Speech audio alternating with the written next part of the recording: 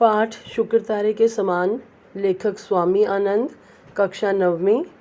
प्रश्न उत्तर मौखिक और लिखित एवं आशय। शुक्र तारे के समान पाठ के सबसे पहले शॉर्ट आंसर्स जिनके उत्तर एक दो पंक्तियों में देने के लिए कहा गया है।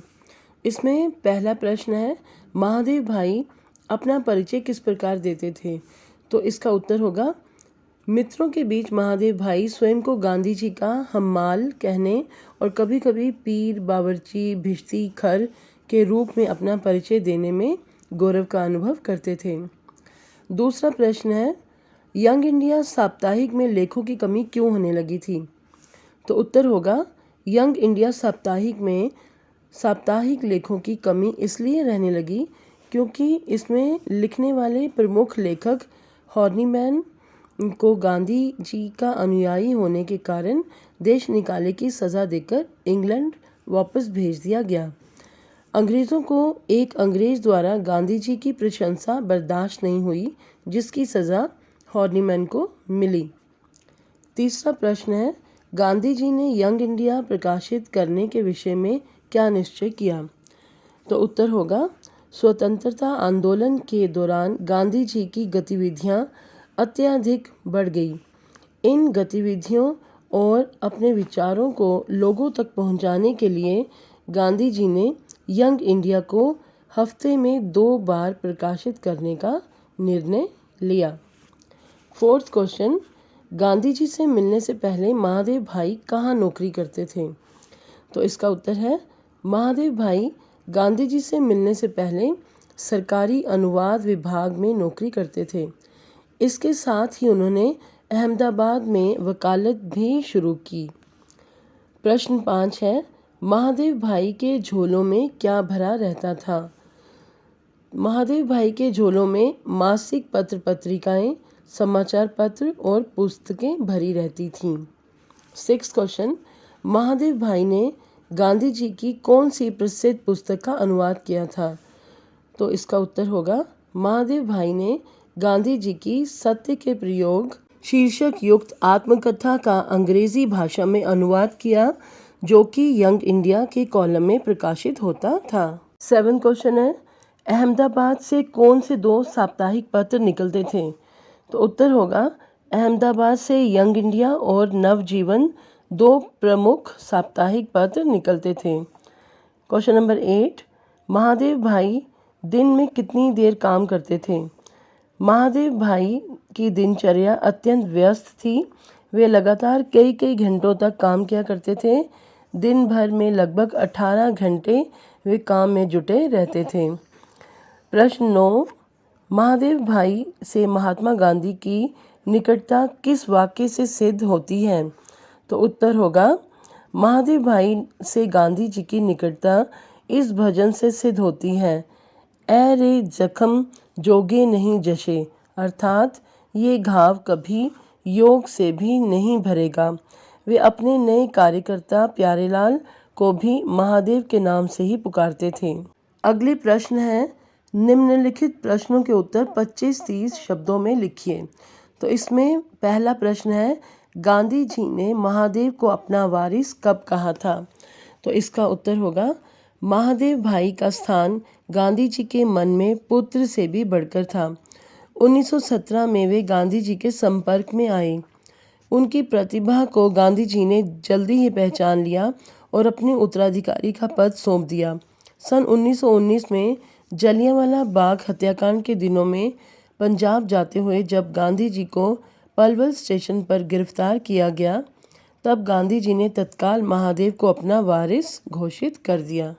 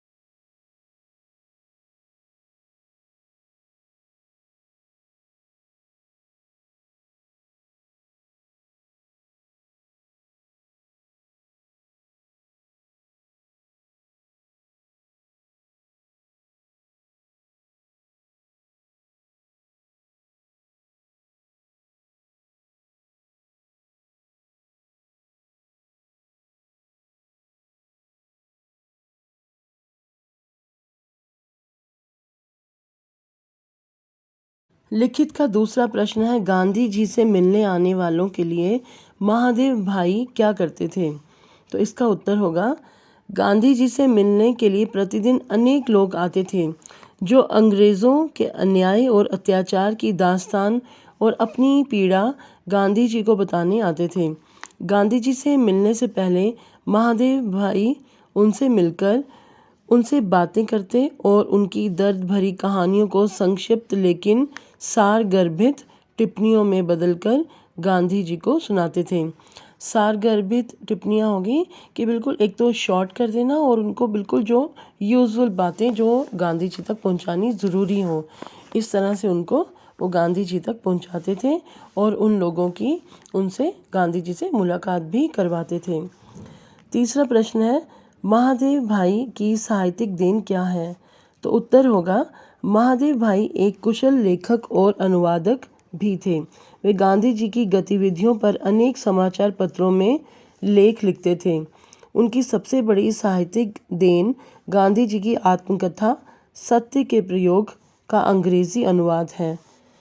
फोर्थ क्वेश्चन, महादेव भाई की अकाल मृत्यु का कारण क्या था?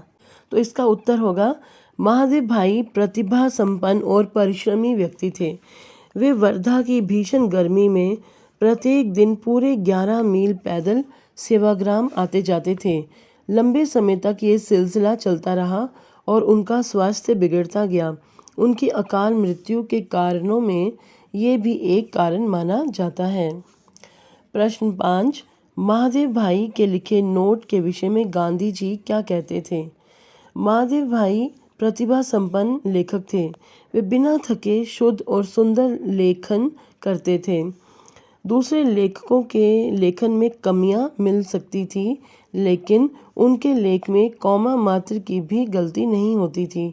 इसलिए गांधी जी अन्य लेखकों से कहते थे कि महादेव के लेखक से मिलान कर लें ताकि कोई अशुद्धि ना रह जाए। अब लिखित प्रश्नों का अगला भाग है।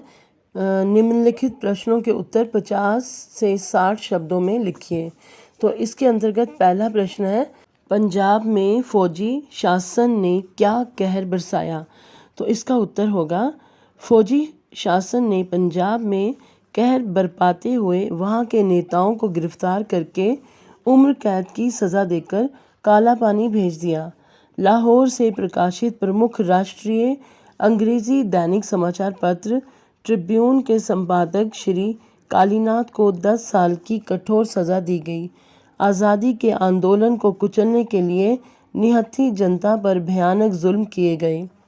दूसरा प्रश्न, महादेव जी के किन गुणों ने उन्हें सबका लाडला बना दिया था? तो उत्तर होगा, महादेव हमेशा परछाई की तरह साथ रहने वाले गांधी जी के ऐसे सहयोगी थे जो एक अच्छे लेखक भी थे। वे समसामयिक विषयों पर आसान भाषा शैली और सुंदर हस्तलिपि में सटीक लेखन करते थे। समसामयिक का अर्थ होता है उस समय की जैसी ज़रूरत थी, उस समय में जैसे विषय चाहिए थे और उन पर वे अच्छी भाषा शैली में और बड़ा ही सुंदर लेख लिखते थे। उनकी राइटिंग बहुत अच्छी थी। वे विरोधियों की प्रतिक्रियाओं का उत्तर भी संतुलित और शिष्टाचार से युक्त भाषा शैली में देते थे। विरोधी भी उनके हृदय की उदारता से परिचित थे। इन्हीं कारणों से महादेव जी सबके लाडले बन गए थे। तीसरा प्रश्न, महादेव की लिखावट की क्या विशेषताएं थी? तो उत्तर है, उस समय पूरे भारत में महादेव जी की तरह शुद्ध और सुंदर लेखन कोई दूसरा व्यक्ति नहीं कर सकता था।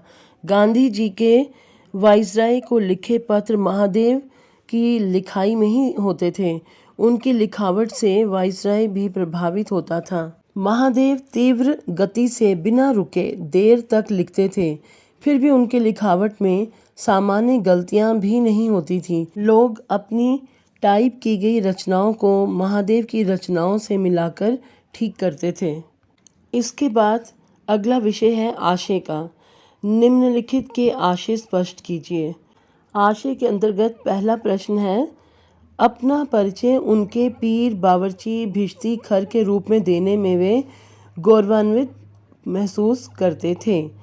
तो इसका आशय है, इन पंक्तियों से ये आशय है कि महादेव भाई अपना परिचय गांधी जी के प्रति एकनिष्ठ समर्पित सचिव के रूप में देते थे। वे स्वयं को गांधी जी का सलाहकार, रसोइया और सेवक मानने में शर्म नहीं बल्कि गर्व महसूस करते थे। दूसरा आशय है, इस पेशे में आमतौर पर स्याह को सफ़ेद और सफ़ेद को स्याह करना होता है।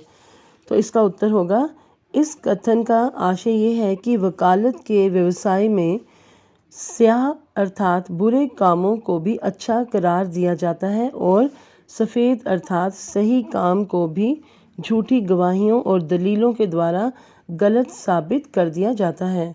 महादेव भाई ने अपने प्रिय नेता नरहरि भाई के साथ कानून की पढ़ाई की और अहमदाबाद में साथ साथ वकालत शुरू की, लेकिन महादेव ने हमेशा सही काम किया।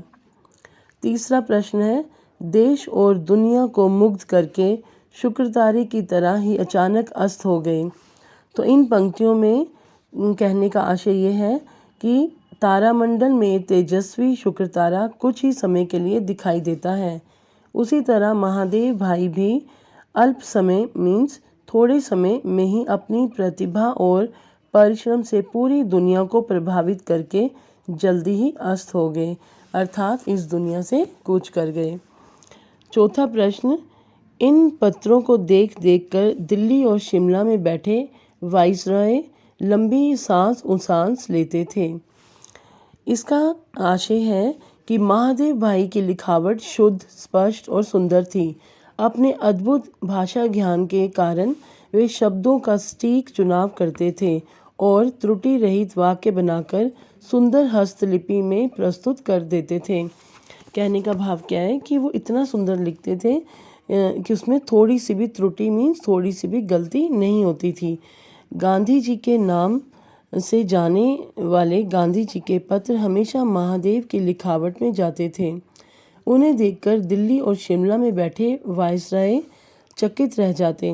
वे लंबी लंबी सांसें भरकर ये सोचते कि सारे ब्रिटिश सर्विस में ऐसा लिखने वाला कोई दूसरा नहीं है। मतलब ये कि वे भी चाहते थे कि उनके पास भी महादेव भाई जैसा कोई हो।